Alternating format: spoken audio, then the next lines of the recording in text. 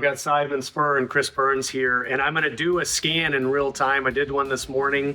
I got a score of 93, so we're going to test it again and then talk about the results. Spencer's going to stay nice and still. It's just looking at the blood flow pattern under the surface of the skin. So I got a 90. No. 92. Went down. Dropped by one. It went down. It was 1 point. I know this is my information. I will allow the PHI to be visualized here. But I got a score of 92. And these are some of the metrics we were just going over. I think we said it was, 15 or so? Do you want to maybe tap into one of those? Yeah. Tap into your blood pressure, one of them. Yeah, let's look at systolic because that's a little bit higher. Yeah, and if you just roll down on the screen, you'll be able to see. So now you got two readings. So I'm 4 points higher than I was sitting down earlier, so maybe that has something to do with it. You were relaxed earlier. And then Viva, she could tell me what to do, right, as a result of this? Okay, so it got some more info here, rated as average. So regular exercise, keep pushing for better health, and I could click more info and get, I guess, some AI-based generated additional information. Yeah, okay. And this is what we're describing. So the nudge capability could then say, right, if it's an area of risk, Spencer, we want to patch you into, maybe your PCP or virtual provider, cool. Your EAP, etc. So we'll use this as the tool to do that. Really cool rPPG technology that's going to help you give information that you'll make better choices in your life. Add your CGM, add your wearables and all those cool things. Have it all in one spot for live information about what's going on inside your body. You're listening to Self-Funded, the podcast about making healthcare better together. Let's get to work. Chris and Simon, thanks for coming onto the show. Really, really excited about this episode. Got a chance to see the tech, which we'll highlight hopefully at some point during the show or afterwards as well. But gentlemen, why don't you just say hello, and then if you could give the 30-second rundown of what we're going to cover today so the audience knows what they're getting into, I'd appreciate that. And Simon, we'll kick it off with you. Fantastic, yeah. So Simon, I'm the founder of VivaScore. We're a London-based digital health firm. We're a platform business, so we've got a really broad capability of bringing data together. Super cool application, which you saw earlier. I did see. And looking forward to going into the levels of complexity of what we want to solve. An rPPG technology, did I get that right? You did. Okay, very cool. Got to see it in action. And Chris, I know we've known each other previous to this, but yes. Happy you're on the show. And kind of give us who you are real quick and your role. And then I want to get both of y'all's backgrounds a little bit more fully, but introduce yourself, Chris. Sure, glad to.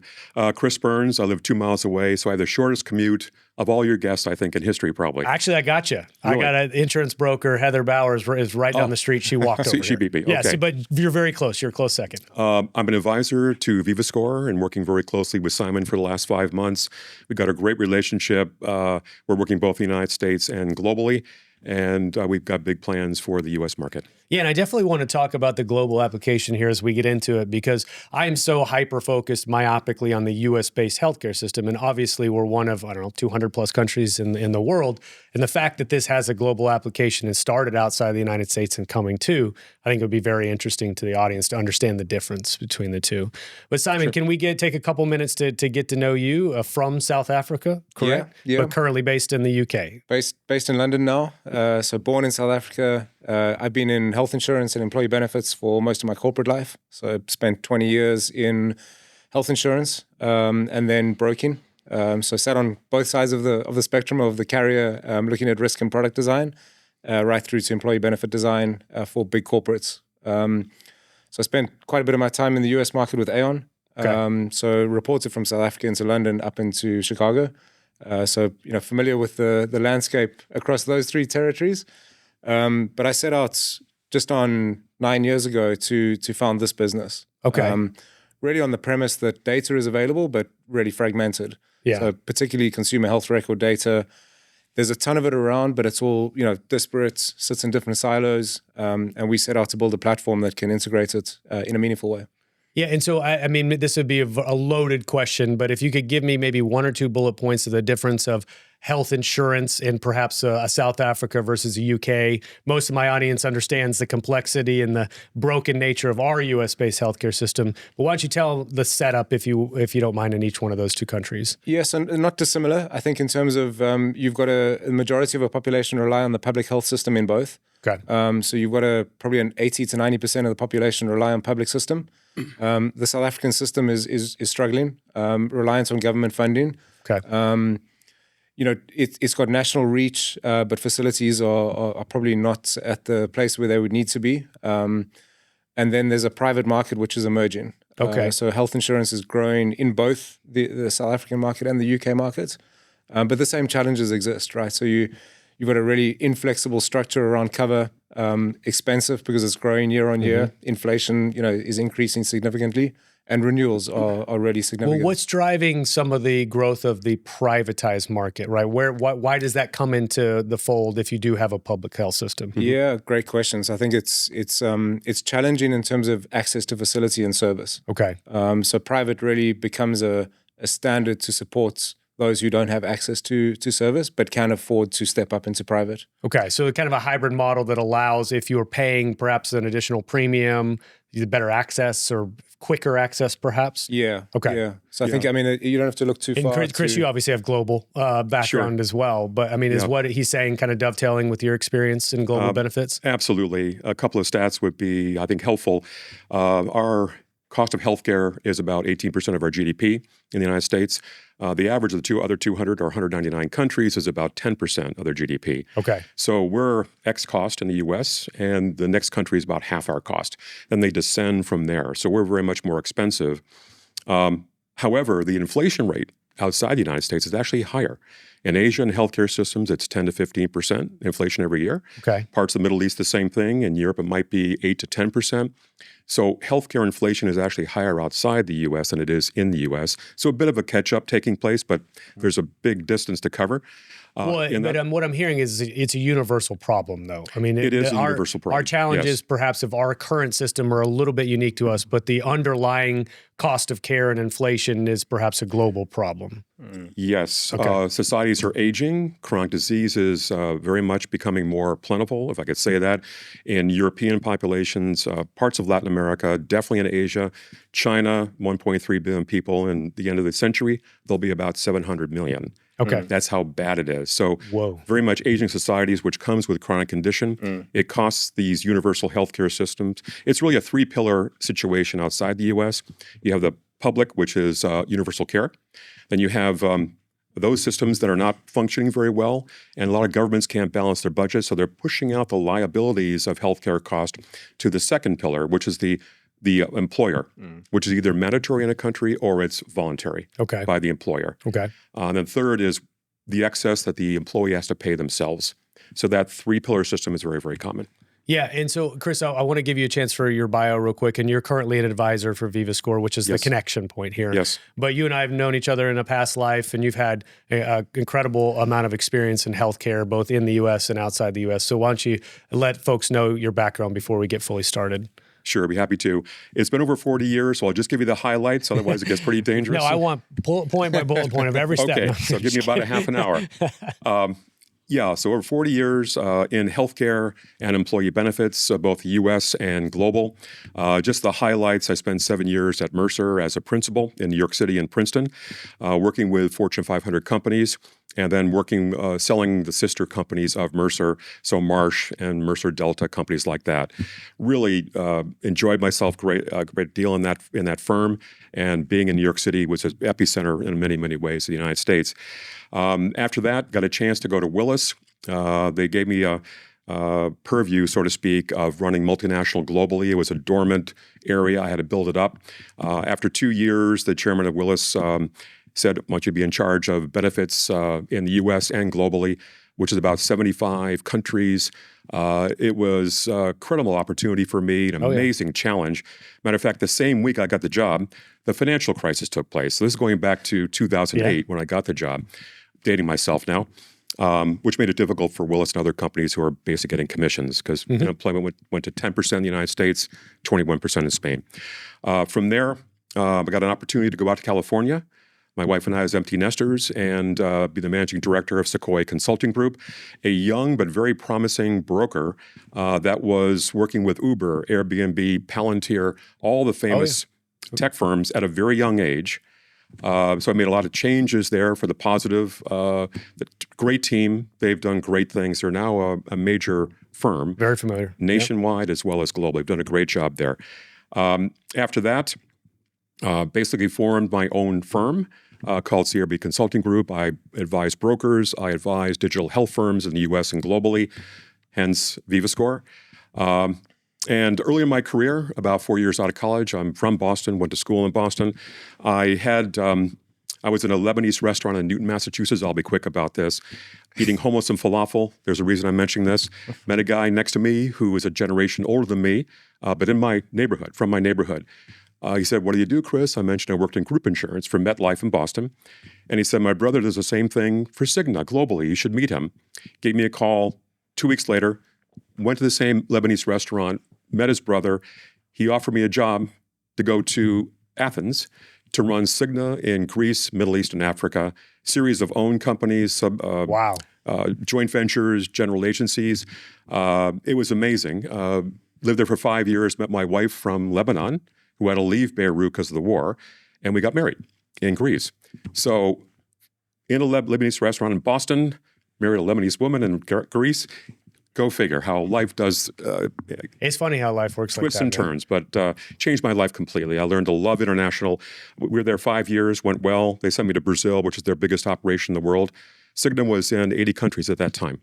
They were huge before they sold them all off after about 10, I feel like I years. need a map of all the places that you've done benefits across the world. And it's amazing. And I think it's obviously speaks volumes to the amount of success you had. And I think obviously we'll get into your interest here at VivaScore in a second, because I know you're very careful and calculated with the things that you partner on. $220 billion in medical debt is currently burying 41% of Americans. That is why, when faced with a serious illness, most people are first concerned with the cost of care, and second is the actual disease itself. There are people that want to help. Our mission at the Samaritan Fund program is to connect those facing serious illnesses to the financial support they need, relieving the financial burden and providing what they need most, the peace of mind to heal. For employers, that means lower healthcare costs, while also providing employees with much-needed assistance. With tens of millions of dollars sourced to people in need and approximately $1 billion in savings for employers, the Samaritan Fund program is delivering on our mission.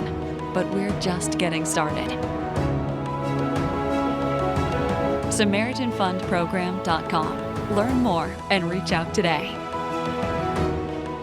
But I want to talk, if you don't mind, Simon, this idea. Like, what did you see was missing in the marketplace? What void, if you will, did VivaScore fill at the time? And then obviously we'll talk about the evolution of the business as well. Yeah, I think a couple of things for me. I mean, we saw this growing presence of data being generated. So consumers generating their own information through wearables and other points of contact.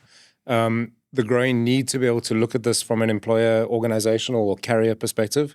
And that lack of visibility kind of surfacing up to the top as someone who needs to understand risk. So that was on the one side. The other side is we saw this emerging space of being able to generate data from multiple points.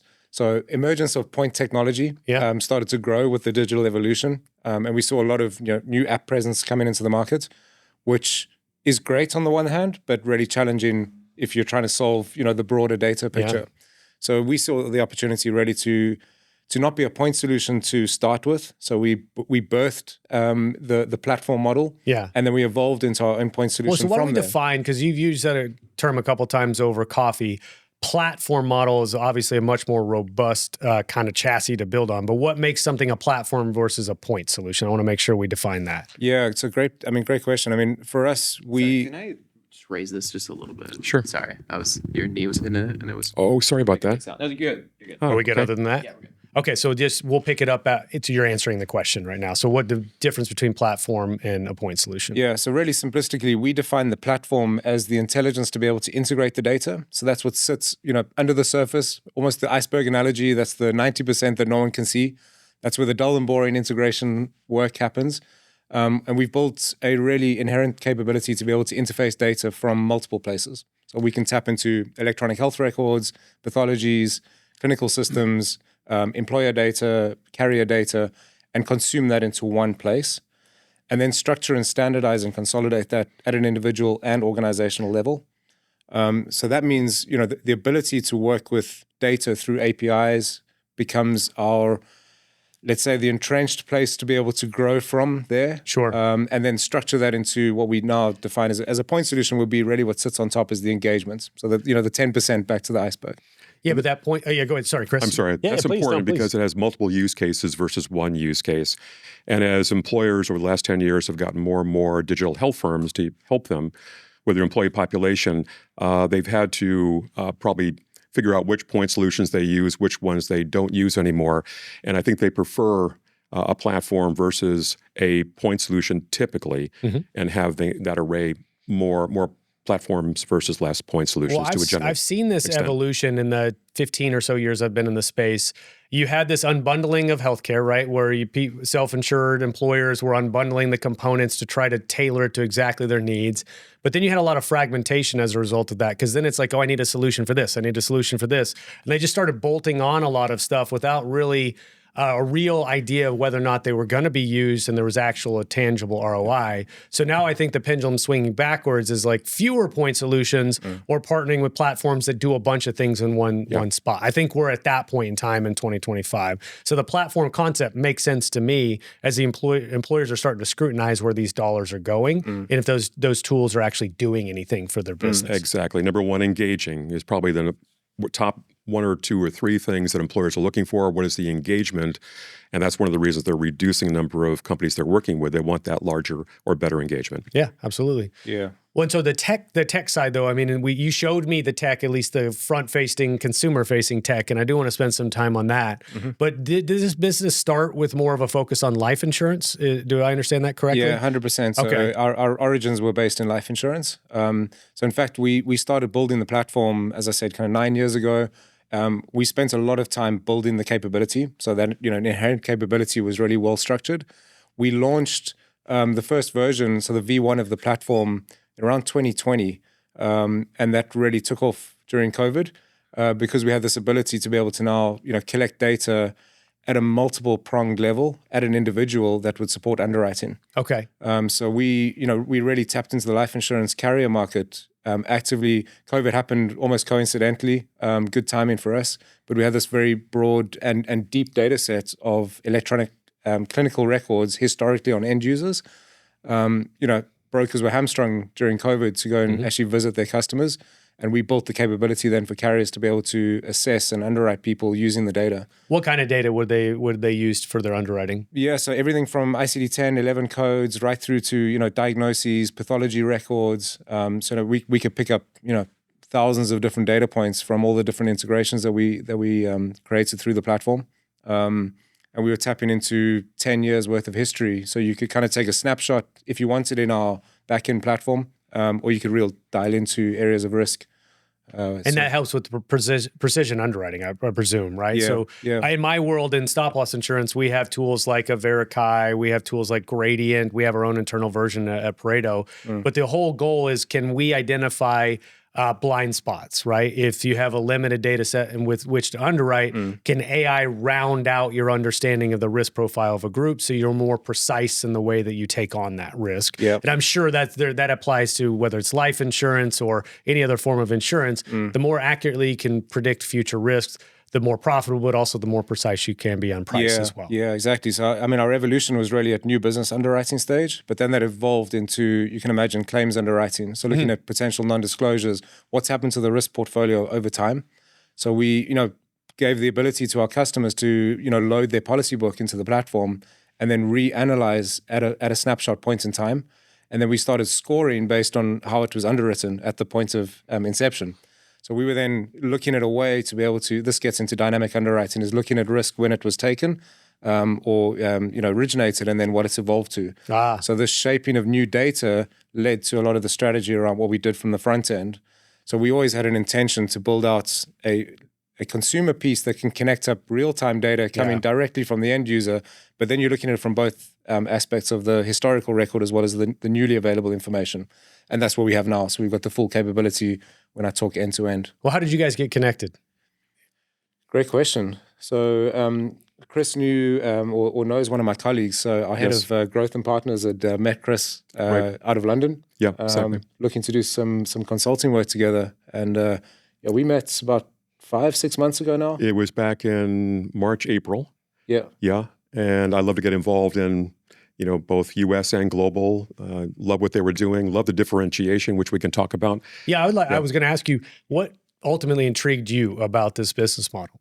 Sure. Two things. Number one is it focused on the things that really make a difference to employers, to brokers, to payers, providers, and ACOs. It's kind of a large list. Our focus is really employers and brokers. That's number one. I thought it really dealt directly with the issue of data and aggregating data, as Simon's saying, across the board in the way that we do it across the platform. And then the differentiation. That is absolutely critical to be successful in the early days and really have ability to sell. You can imagine when you go to an employer or broker, if you're doing the same thing someone else is doing, there's no differentiation, it makes it hard to sell. But if you have significant differentiation across a number of things, number of items, that makes it much easier, and it's more powerful of a tool for the employer and the broker as a result. Yeah, and I think the employer-facing technology is what really intrigued me and why I definitely wanted to feature this on the show. Because I've long since held, and I was telling you guys over coffee, we're in an age where there's a democratization of data for the individual about their own health. What's going on inside of my body in real time? Whether that's CGMs, whether that's wearables like Oura Rings or Apple Watches, we're getting a lot of different health metrics that are being captured in real time and on an ongoing basis. And then you add in the technology. I do want to get down to brass tacks and actually talk about specifically what it does and what it captures. But I'm seeing a picture being painted kind of in real time of how in the future of employer-sponsored healthcare or healthcare at large, we're actually using real-time data to get out in front of chronic diseases long before they materialize into something catastrophic. Healthcare costs keep rising. Quality of care feels inconsistent. And for many employers, there's no clear picture of what's actually working or why. At Valence Health, we believe there's a better way. One that simplifies healthcare to reduce costs, improve quality, and elevate the entire care experience. Using an interconnected strategy, we unite patients, payers, providers, and plans to break down the healthcare silos of old. The result? Meaningful innovation that optimizes the cost, quality, and utilization of healthcare for all. Our fully integrated platform of solutions engages early and often to improve health literacy and data-driven decision-making across the entire healthcare journey. From member experience to payment integrity, provider quality, and plan performance. Together, let's create a smarter, better, faster approach to healthcare. Visit valencehealth.com to get started today. So why don't we talk about the rPPG technology, if you don't mind, for a second? Yeah. So PPG technology has been around for many, many years now. The little sensor behind your Apple Watch or your green dots, Garmin, the little right? green little light there, that's a PPG sensor. It's pervasive now. It's looking at the blood flow pattern under the skin. So in that case, it's sitting, it's contacting the skin and it's reading blood flow patterns and then bringing up metrics like heart rates, heart rate variability, etc. rPPG is the more advanced, sophisticated capability to now use a camera. Okay. So non-contact, contactless, looking at a camera, whether it's in your phone, your laptop, any embedded camera, doing the same function of looking subcutaneously and then looking at blood flow pattern to be able to calculate and derive certain metrics. Yeah. And so I'll describe to the listeners, and some people are watching, some people are listening, but I downloaded the app, right? And I had my camera, front-facing camera with my phone, had to get my head in frame properly. And then once I got it in frame, it takes, about 30 seconds to do the read? Yeah. So it's basically a little oval or circle around your face. It's reading your face, and then it's calculating all sorts of data points as a result. So I came back with a score of 93, which you said is pretty good. Great work. But then what are the specific data points that it captured in that scan? Yeah, so we look at 70 different data points in the algorithm. So the VivaScore algorithm will go and find available data. In your use case, it's taken the scan data and that's triangulated up into the score. Okay. So I think we were chatting earlier, it's about 15 different metrics that came through from your scan that created the 93. More data that fuels it, the better the algorithm becomes. Sure. So, connect your wearable. If there's any electronic health record data through Apple or any other integration, if we're able to then tap into broader clinical data, through partnerships, we can bring all of that together into one place. Well, I noticed it did my blood pressure, right? It did my resting heart rate. I think HRV, which I think we should spend a moment here and talk about what that is and why that's important. Yep. What other things am I missing? You were getting things like stress levels, level, cardiovascular disease risk. Okay. Looking at respiratory rates, as you said, different metrics around stress and how your body is adapting to that. Well, what I loved about it is it's quick and painless. And I was even joking with you, I could envision this technology being embedded in your bathroom mirror at some point in the future as well.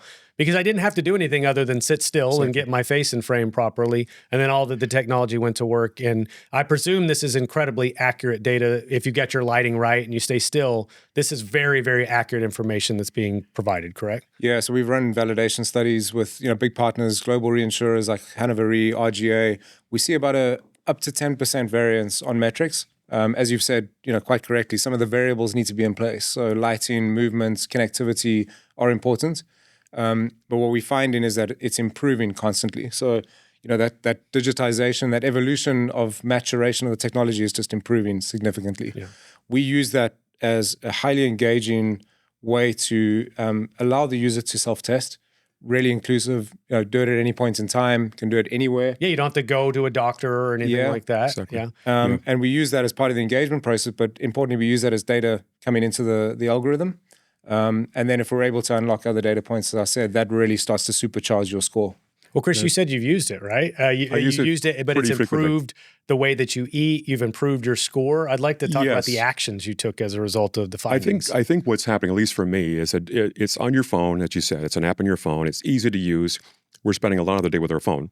And so it draws you in to your health because you can visibly see the results anytime we want to use it, which is once a day or it's a couple times a day or once a week. Doesn't really matter. You juxtapose that against what happens now. And not many people have a blood pressure cuff at their home. If they do, it's maybe not calibrated correctly or they're not using it the right way. Some are, of course. But that's out of sight, out of mind because maybe put in your kitchen cabinet somewhere. You're not really seeing it. So this draws you in to get it done, number one. Number two, to actually see the results. And once you see the results, whether you're concerned about your health or you're not, it draws you in and makes you a much more educated consumer. And that makes a big difference. So we're seeing documented engagement rates in the employer area, employee, excuse me, of over 50%.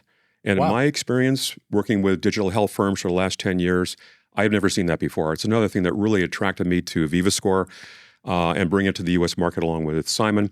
Well, that's an amazing engagement rate, but I suspect it will only go up over time because it's still relatively novel technology, right? So you have to remind people that it exists. They have to make it a habitual part of their week or month or whatever the case may be. But I think you said there's an importance too of actually tracking it over time because I have one data point, right? Today, this morning. What I would need to see is the progression of those things and do they change? Do my behaviors change? Do they drive me to adopt better behavior? So over time, I see an improvement of that score. And so I think that will be naturally as people get more accustomed to this, remembering it's on their phone and using it. I don't see why anybody wouldn't use it. You wouldn't want to act on one data point for one day, one VivaScore, but over a period of week or weeks or months, and you see those trend lines, that's what you want to focus on because that could mean you need to work on certain things or things are getting better and what you're working on is working, or it's not so good, so you need to see the doctor about something that you're seeing.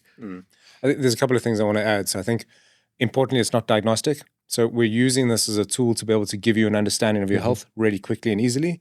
And then we want to encourage the user to what next. So I think it's a really important part of our journey is that VivaScore itself on the front end, the consumer app that you saw this morning, gives you a snapshot of your health really quickly. It's then going to guide you over time to understand your health. We're going to start learning and understanding your patterns. We're going to start tracking and trending across all of the metrics. And then we're going to start solving the what next. Because the problem in healthcare, as you know, and we've touched on, is where do I go? So what do I do now? I've got an understanding of my health, but where do I go from here? So, part of our partner journey is we'll connect you into care pathways. So, hey, Spencer, we noticed your blood pressure today is the following. It's done the following over time. Do you want to patch into your virtual GP? Can we connect you up into different services that can then build this ecosystem of connected pathways, right? And really bring the user back into their understanding of data and then play that back to the organization. Well, the what next is really intriguing to me. And I was telling you guys over a coffee as well that most of my audience is obviously in the US-based insurance brokerage / consultant world and folks that happen to revolve around it, whether it's employers, HR directors, CFOs, et cetera, very specific to this industry. But I'm curious how employers then will deploy this. And I know, Chris, you're involved in those conversations as well.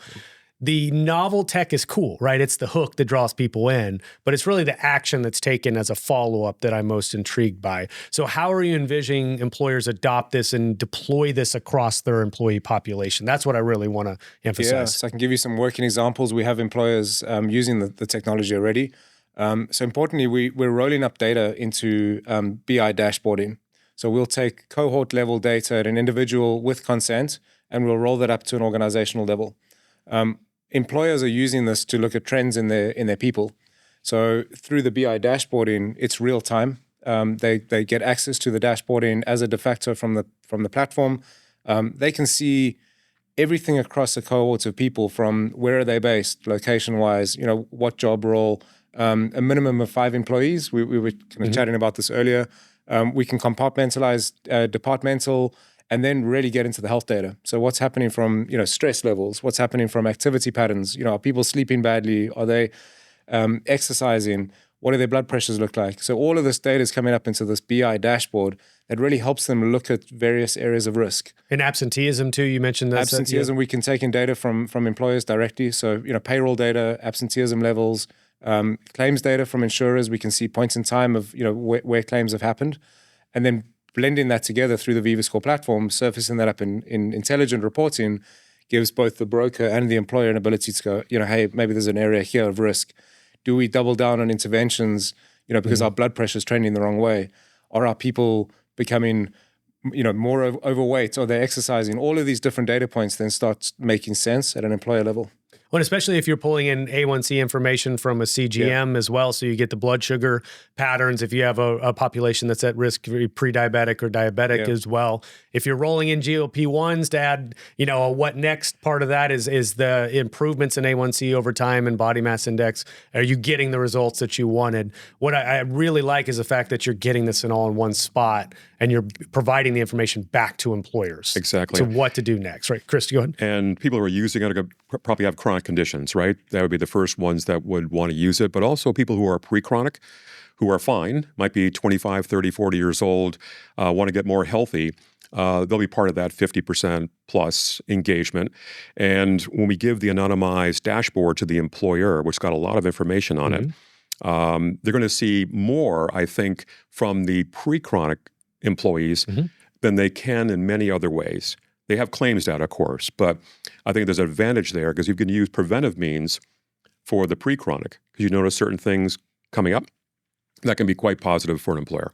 Well, especially if this is, you mentioned a GP, a general practitioner, right? I think, I would consider that primary care doctor here in the U.S., or I can think even the role of a direct primary care model, which is that membership-based primary care, where now they're getting perhaps access to the information, because that could answer the what next. Hey, John, I notice your blood pressure is through the roof this morning. What's going on? Are you okay? They can help triage whether John needs to come in and see him or her as a doctor to then treat that's maybe it's an acute symptom, maybe it's something that's happened over a long period of time, where now we start to have conversations about lifestyle and behavioral intervention. But if it's not being given to somebody to help intervene in a scenario where somebody's at very high risk, then all we've done is collected data, but we didn't use it properly. Yeah. So it's the what next is, so where do I go from here? We've got 4 key domains or pillars of what we see as partners in our ecosystem. So diagnostic testing, telehealth, mental health and behavioral, and then rewards and incentivization. That'll expand over time. But for us, it's about, let's use VivaScore to understand population health really quickly and easily. We get great engagements, as Chris has said. We see that across book. So that's not just the worried, well, we're seeing, age and gender, great engagement across. We're flagging up unidentified risk and new risks on a book. But then the VivaScore then becomes this powerful extension into other services. So can we see something happening here, maybe there's a blood pressure issue, maybe there's a mental health issue. Can we connect you up to the pathway that I described, bring that back into closed loop, and then that solves the picture, because we're validating results beyond what we're doing in VivaScore. So you've got your CGM connected, but can we send you a blood test? Tap here in our app, we're going to patch you into that next level, but then we're going to keep bringing Well, you it's back. whole person healthcare, right? And it's treating the person perhaps even well in advance of a disease state, because most of our system is a sick care system in the United States, only until something materializes and we treat it after the fact. This is getting us farther down the spectrum of preventative healthcare, but whole person healthcare in one single spot. So you have a digital avatar, if you will, of a human being in real time and in one place. Exactly. Yeah, were you going to say something, Well, Chris? there's also the aspect, we're here in the U.S. to work with U.S. employers, brokers, employees in the U.S. That's clear. But another option is many U.S. employers have operations overseas, whether it's 2 countries or 30 countries, in the mid-market or the large Fortune 500 market. And these benefit people are getting titles of global because they have these global risks they're trying to work with. So for an employer that wants to start with the U.S. but then bring it out to their global population, we can do that. And there's also this Me Too kind of attitude sometimes. International employees see U.S. benefits and they want that, like an EAP, for example, which is global. So we can do that and harmonize this benefit across the world for that employer, no matter where they are. Well, and how does this help from a mental health aspect? Because that's a very popular conversation these days, solving for ongoing and increasing levels of mental health, anxiety, depression, et cetera, in the U.S., especially post-COVID. In what way could I help identify somebody that might have an ongoing mental health problem specifically? Yeah, great question. So we're going to surface up data points directly through the app. So even just by scanning, having a look at those data points, things like stress levels are coming through, HRV, which I think we'll come back to. We can understand from the biometrics in the app of what's happening on a trend basis. We've also built in a mood indicator. So, the user can, tap on the mood indicator. That could be a daily check-in. That together with the information we're getting from the scan, as well as any data we can pull in, at claims points, will give us a really good picture of what's happening on a mental health basis. Well, so the mood indicator is something that's voluntary. So self-reported. Self-reported, yeah. But then you could imagine if you're getting ongoing basis of self-reporting of some dissatisfaction, right? Then you start to see blood pressure has risen over a course of time. So there's probably some underlying anxiety that's going on as so well. You look at patterns across different data. Yeah. Exactly. Yeah. Very cool. Yeah. I just think that solving for the chronic mental health issues in the United States, I don't think it's even a separate thing. I don't think mental health and physical health are a separate thing. We've treated them as two different solutions, but realistically, both of them are intertwined. They completely coexist and need to be looked at together. I agree. Yeah. We dropped a new update to the app this morning. So our Viva chatbots, we've infused AI into the chatbot, which starts becoming your companion. So what you'll see is the chatbot will start learning and understanding your behavioral patterns, and will start nudging and recommending specific areas for you. We were chatting in the car earlier, but mental health is a great example. So we see kind of a declining trend in pattern. The Viva bot's going to pop up and say, hey, Simon, part of your employment, you've got access to an EAP. Tap here, make it really easy for me as a user, and we just connect that pathway, which does a couple of things. It makes it really easy for the user. We're rolling up the data at an org level. And then we're driving utilization to services that could be underutilized within an employer. $27,000, the price of a new sedan. And in 2026, it's also the annual price of family health insurance premiums. We often talk about rising healthcare costs. The question is, what can we do about it? It's time to move beyond the traditional approach and take control of healthcare costs by considering an alternative health plan. With over 1,000 clients nationwide, Imagine 360 is a leading alternative health plan delivering direct contracts with top health systems and providers, reference-based pricing for fair, predictable costs, concierge member support, a fully transparent PBM, and third-party administrative services. And Imagine 360 is revolutionizing what reference-based pricing means today. They offer a comprehensive, transparent, and cost-controlled health plan. Most importantly, with average savings of 15 to 30% and a 98% member satisfaction score, Imagine 360 helps organizations reinvest in their business and their people. So if you're a broker seeking a differentiated solution or an employer ready to offer richer benefits at a lower price, contact Imagine 360 today. All right, we danced around it a couple of times. HRV. I told you that this is something that I keep hearing often being an important metric for which to track but I don't know why all of a sudden is in the circles of like fitness and health influencers, everybody's talking about HRV. So what is it, if you don't mind, and why is that important to measure? Yeah, so heart rate variability is probably one of those data points that's really underlooked. I mean, really for the reason that it's been difficult to track and monitor. So the evolution of tech, consumer tech with devices like Whoop and Oura Ring give you the ability to now surface up HRV really easily, which previously would have been difficult to actually gather that. It's a metric that understands the parameters of how your heart is recovering. So between exercise and during exercise. So it's going to take your elevated levels during stress, and it's going to look at your baseline resting heart rate, and it's going to create a pattern in between to understand how well your body is recovering. And how quickly, right, as well. And how quickly, yeah. So it's a great indicator for the stress that the body's under, physically or mentally, because you're going to see that pattern coming through in HRV. It's a great metric to look at for fatigue, as well as any underlying immune condition. So generally we see as a pattern, people's HRV will decline the more stress their body's under, whether it's physical or mental. And it's indicative of something potentially going wrong. So low HRV over time trending the wrong way, likelihood of falling ill is going to be really high. Mostly so cardiovascular risk, I prove. Yeah. Immune system as well? Your immune system's going to be down. Okay. Yeah. Chris, how's your HRV score?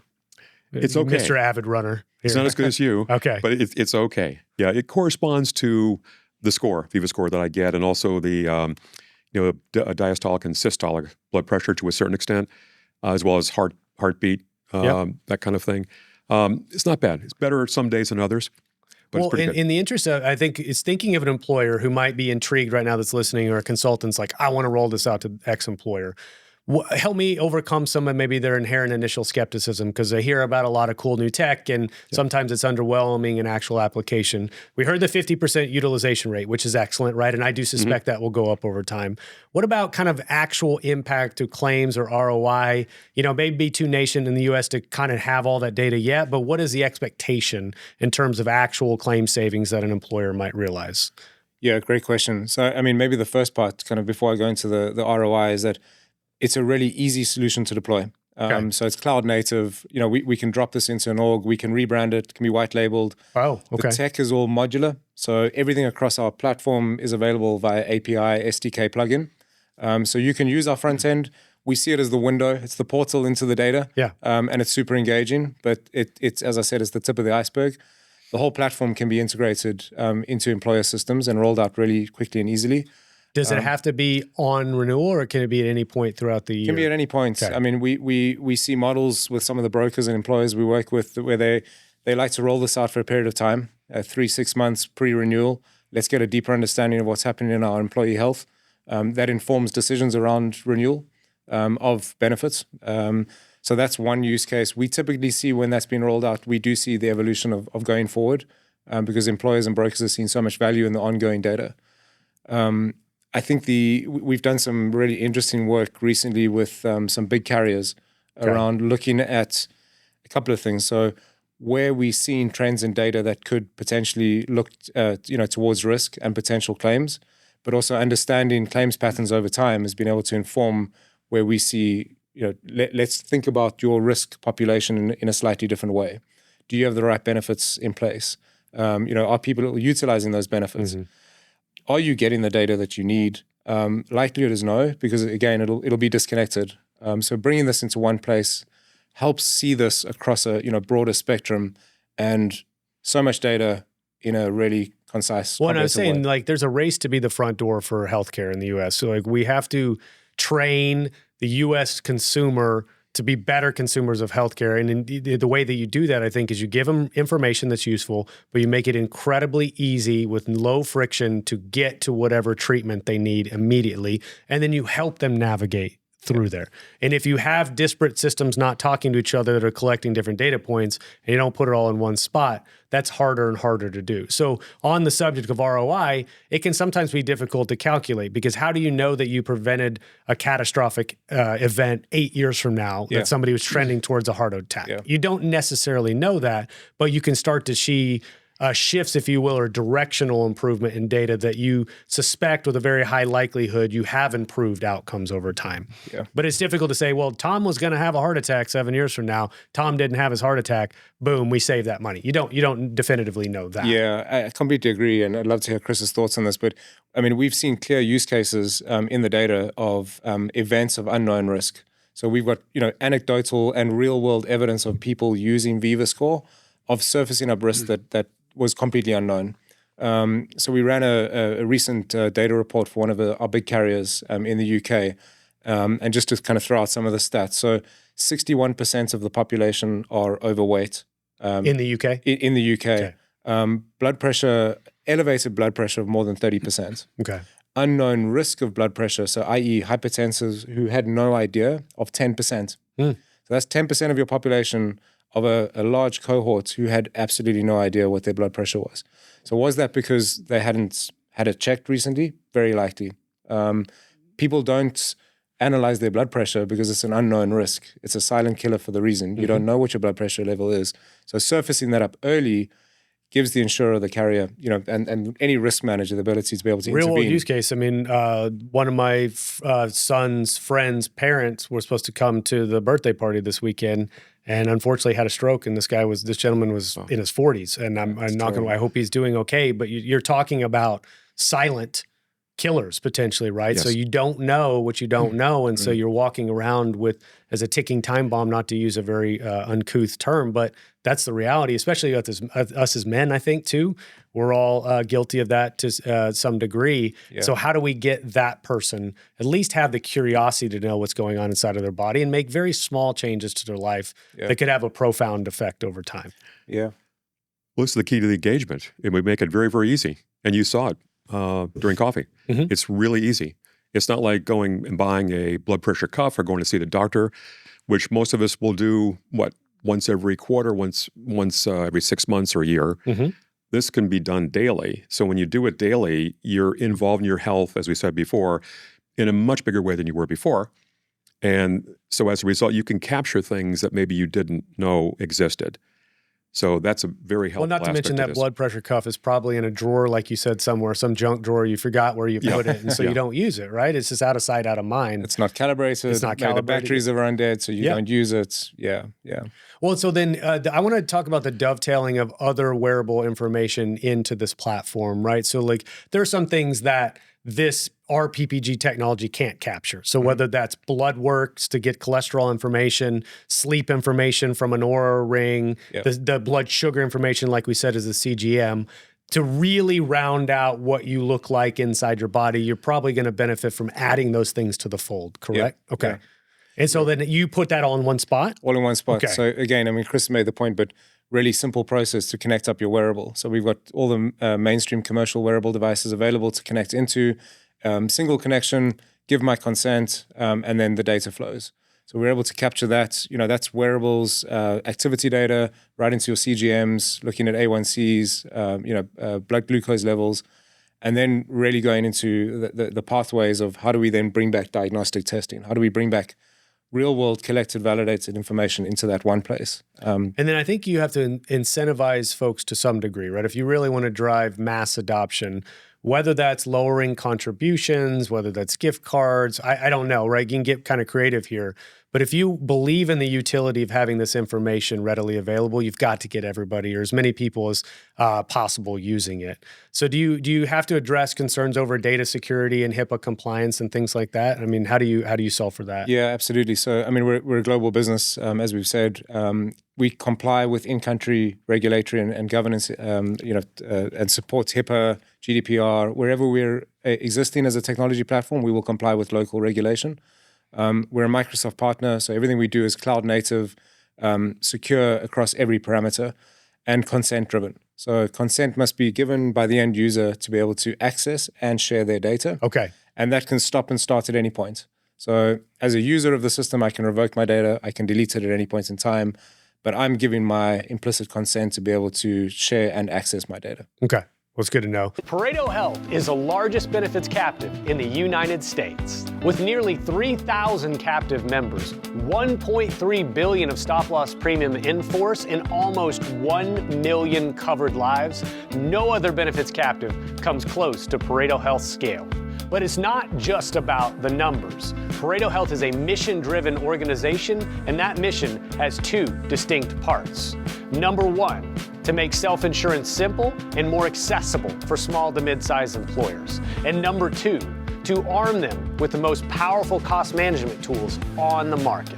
So if you're an employer frustrated with your healthcare outcomes, or you're a benefits consultant looking for an alternative to the status quo, it's time to consider Pareto Health. Pareto Health, where employers come to do self-insurance right, to do it easily, and to do it at scale. And so why don't we talk about, Chris, I think we touched on it briefly, but I'm going to go back, your improvements in behavior, right? So if we're starting to train people with information in real time to incrementally start to improve habits, what are some examples of maybe things that you did personally or you can envision people doing to really take advantage of this data that they're getting?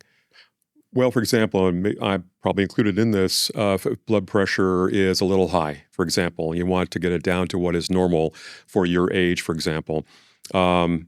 It got me to change my diet, much more plant-based, less meat-based, much more protein, drinking a lot more water, just everything I could possibly do. Not only that, but also not only looking at VivaScore, but just being more interested in understanding health a bit better. Okay. From different sources on YouTube, other sources like that. It gets you into the issue in a much bigger way.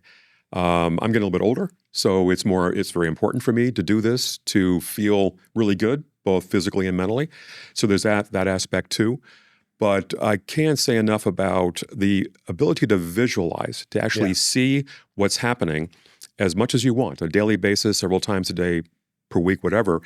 70% of us learn through visual means. That's definitely me. Mm-hmm. So that aspect is very, very important. Kind of behind the scenes, not very well seen or known, but it is happening. Well, and is there a gamification element to it as well to make people get excited to check their score or improve their score? Like, how do you gamify this? Yeah, definitely a couple of ways. So I spoke about the Viva bot. So we're using the AI-infused bot to become your companion. She's going to learn your behavior over time. So she's going to start surfacing up new risks, kind of understanding your patterns, and really start kind of prompting and educating and nudging you. We use the nudges for a couple of things. One is to just give you a better understanding, but then two is to connect into the pathways we spoke about. We've got a capability to reward. So we built a points engine that's completely configured by customer. So our employer, our broker, our carrier can actually determine what they want to do from the points element. That's driven by behavioral change. So, hey, Spencer, your scores improved from your current 93 to 95. You're going to accumulate points. We then can tie that into a rewards element. Okay. So kind of going back to your point you made, I mean, human beings love incentives, right? If you're going to do something, ask someone to do something, you like getting something in return. Yeah. We don't define what that is, but we've got the capability to reward, whether it's vouchers or, Has anybody ever gotten cards. 100? Can you get 100 in theory? It's very unlikely. Okay. Very, very rare. Yeah. They may be out there somewhere. If you're throwing hundreds around all the time, then you'd be like, well, is this actually accurate? Because 100 would suggest you are in absolute picture of perfect health, right? Yeah. So, Well, there is the world's healthiest man on YouTube. I haven't seen this guy. Yeah, we can test him. You should test him We and see should if he probably gets go in- 100. yeah, What if he gets exactly. like an 89? You're like, you don't get the title anymore. Yeah. And I know we've been hyper-focused on the employer sponsor segment, and obviously we can spend more time there, but I don't think the application for VivaScore is exclusive to the broker/plan sponsor market. So what other entities or stakeholders do you think you envision or are already using the platform today that derive benefit from it? Yeah, great question. So, I mean, multi-application use. So we're seeing, broker-employer engagement. We've got multiple carriers using the engine already. We see strong application in healthcare. So ACOs, we've got clinical systems and partners who use it. Associations, we're talking to U.S. associations, global associations who love it, really want to use it. The U.S. payers, we've had several calls already. Won't mention any names, but one was with the entire technology team, about 5 people from this particular very large payer. And they really appreciated it, liked it, hadn't seen it before. But they said, well, what do we do with it after the VivaScore and the information it gives you or gives us as a payer? And we were able to talk about the care pathways to several of their digital health ecosystem partners. Yeah. And they love that aspect of it. So we hope to be in talks with them in terms of the second and third calls coming up at some point in the future. Especially if you get this into a benefits wallet like a HealthJoy or something like that, where now visually it's connected to all the other solutions or the benefits that employer is offering. And if you can then tie it in to then CareNav through the healthcare ecosystem to make it easier for that employee, I mean, I think it just obviously makes it even that much more robust. Cancer, though, the cancer is a very, very hot topic these days, whether it's younger people, the quote unquote turbo cancer kind of terminology. I told you guys over coffee that I reviewed the HCC video recently, and it's the most frequent high cost category over the last 5 years for stop loss carriers. Right. So cancer as a prevalence is always the top category. So how do we solve for that, or what role could VivaScore play in helping capture some of that information? Yeah, so we've got a partner already embedded inside VivaScore, company called Check for Cancer. They've got a digital HRA, proprietary, which looks at various aspects and covers 6 areas of cancer risk. We've embedded that into the platform. They have an AI tool which is launching quite soon, where you can actually use your camera and assess a marker, mole, etc. on your skin. And then the AI will really tell you how sinister that is or not. So we've built that into the platform already. We understand the data points. It's part of our user journey. We're launching in the UK market with them already. And soon in the US market, because they're coming to this territory too. And beyond that, we're talking to some diagnostics companies around blood screening for cancer risk. Okay. So again, connecting up, data from what we can do inside the platform, and then reaching into a partner to be able to confirm diagnosis, and then bringing that back into the ecosystem. Yeah. So it's very much a circular aspect to that, which is really important. So the HRA, the scan, which people can do on their own. All of us have family members who have this. I've got a child that got skin cancer, and she has to go see her her doctor once a quarter. Now she can use this when it's available shortly to actually inspect herself to see how she's doing. Oh, with the same scanning technology, or well, I guess it'd be slightly different technology, but it's scanning and then taking a picture of the capturing actual an image of the marker, and then helping assess whether or not that's something benign or potentially harmful. Okay. Exactly. Yeah, that's fantastic. Yeah, exactly. And then, as Simon mentioned, we're talking to various companies that offer the blood test that are like 95% plus accurate. From a B2B perspective, you can get a discount versus B2C. So we think that completes the circle, so to speak, of the effectiveness of this, what this could be. HRA, inspecting yourself, at least for skin cancer, and then potentially the test, the blood test. Yeah. So what's the moonshot with this, Simon? Like if you could say you've cast your vision in the future, VivaScore has achieved everything that you envisioned originally when you built it, what would you say how would you define that? So we just expanded on the cancer side. So we see the application for cardiovascular disease risk, metabolic risk, MSK. So the same model we've just described, we're going to connect up those pathways. We're already doing that. For me, this is a market of significant interest. We're moving really quickly into the US space. We're very excited about the opportunity here. We've done 7 million unique scores to date. That's growing pretty quickly. For me, we want to elevate that score growth. We want to really create this ecosystem of connected data that gives immense benefit to our partners that we've described. That'll be what good looks like for me. Global business that's just grown and scaled and adding tremendous value across the ecosystem. I think we touched on it, but it's worth kind of coming back to this point. We have a societal issue with curative healthcare. We want to change that. We want to make it hyper-personalized. We want to make it preventative. And for me, that's really the vision. Yeah, and then when we start to have the conversation about how do we lower the $4.5 trillion spend that we have here in the United States, well, one of the easiest answers, but the hardest to do, is make people healthier on average, right? And I can see this going a long way to help improve behavior through information that's really unique to me, and then tailoring those behavioral changes to my unique situation as well. That may take a generation to pan out, right? Which I totally understand that.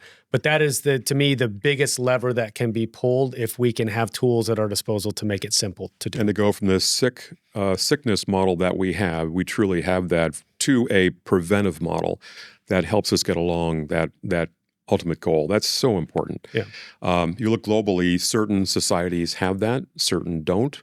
I think in Europe is a good model where they focus on prevention more than we do in multiple ways because of the nature of their systems.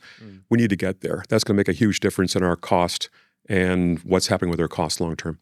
So, all right. So I asked you the moonshot for your business, but Chris, you've got 40 years of experience in and outside of the U.S. in healthcare. You've obviously got a lot of experience outside the U.S. system, but also some in. What if you're thinking about where this thing is going, not just VivaScore, but healthcare in general? What do you think the biggest changes we're going to see in the next couple of years? What do you think those will be? For me, I think it's the intersection of the consumer together with the organizational level. So right now they're already split because of the data challenges. For me, it's bringing that together. So consumers are looking for more personalization. They're looking for preventative healthcare models that suit them. So not a one size fits all. It's flexible. It's fluid. I've got the ability as an end user to connect up the devices I want to. I want to control my data. I want to visualize my data, as Chris said. I want to have control over my health record. And that for me is really powerful. And I think that needs to change. The way we look at healthcare is going to change really quickly. Well, I see even just this conversation and seeing the VivaScore, I realize now I'm missing data from wearables. So I got to go buy myself a wearable. It looks like Auras might be your choice, Chris. But just even that thought of going, oh, I'm missing some data points that actually would be useful. And now I can have those all in one spot as well. Yeah, right. That's actually intriguing to me as a potential behavioral change. Yeah. So almost like a puzzle set, right? You want to complete the picture and you want to plug in the pieces that are relevant. And we're going to help you and kind of guide you along that process. So hopefully you'll be able to do that. But we'll connect up other data points and make it more meaningful. What undergirds that motivation is that you want to be around for a long time, right? You want to be around for children or grandchildren or whatever your family situation is. I'm middle-aged, 42. Stats would tell me I've got 30 years left on average in the United States for a male. So how do I prolong not only the length of life, but the health span over those 3 or 4 decades, hopefully, that I've got left? Exactly. To me, it's education, getting yourself educated. And I think VivaScore helps you do that. Other things too in society help you do that, but I think it does do that. It's one of the differentiations of it. And once you get on that, understanding your health a bit better, how to improve your health over a period of time, that's really important because you're preventing things from happening as you do that. That's prevention. And us going from a sick model to a preventative model. The other thing is we're going to see more changes in the next 5 or 10 years than we've seen in probably hundreds of years, if I could be a bit bold to make that statement. So many major things are coming out. So the use of technology that we haven't even seen yet, some of it's coming out, that we can get a super MRI or just an MRI and see things that are happening in the body that maybe are in its infancy before it gets to stage 3 or stage 4. The ability to do that is becoming much more commonplace. MRIs are now $400, $500. So that is critically important because you can catch some bad things happening before it gets worse. Then longevity is what you get as a result. Well, I'm just thinking about the technology you're talking about with scanning for moles and things like that. I mean, I've shared with the folks on this show in the audience about I had a squamous cell carcinoma in situ, which means it's transitioning. It's Bowen's disease is what they call it. Yeah. But through urging of my wife to get it checked out for a second time, finally it was diagnosed properly and we cut it out, but it was very limited risk as long as we addressed it right away.